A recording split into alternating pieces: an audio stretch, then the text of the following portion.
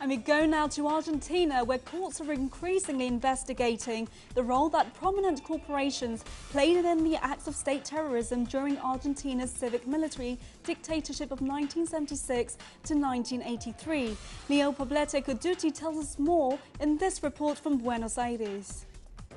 The brutal genocidal regime that ruled Argentina in the late 70s and early 80s was not only under control of the military, but civilian groups also, and are now coming under investigation. The dictatorship was the exercise of power by a minority, but it wasn't merely the armed forces. Within that minority, it was evident that multinational corporations had assisted and produced the creation of a coup, and in return, they benefited. They are instigators of the coup. They are direct participants in the crimes committed. They are those who cover up the crimes, and they are beneficiaries of the economic policy implemented through state terrorism.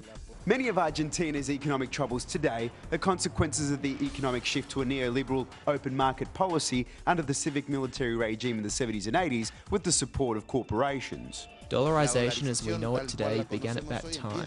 The destruction of our domestic industry occurred at that time.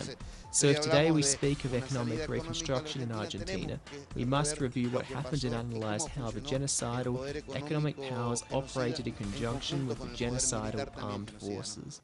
Solid evidence demonstrates the complicity of international household names such as the Ford Motor Company and Mercedes-Benz, and Argentina's sole newsprint supplier Papel Prensa, amongst many others, in the crimes against humanity during the regime. 2015 promises to be a breakthrough year in the trialling of the corporations which participated with the genocidal civil military dictatorship which ruled this country between 1976 and 1983.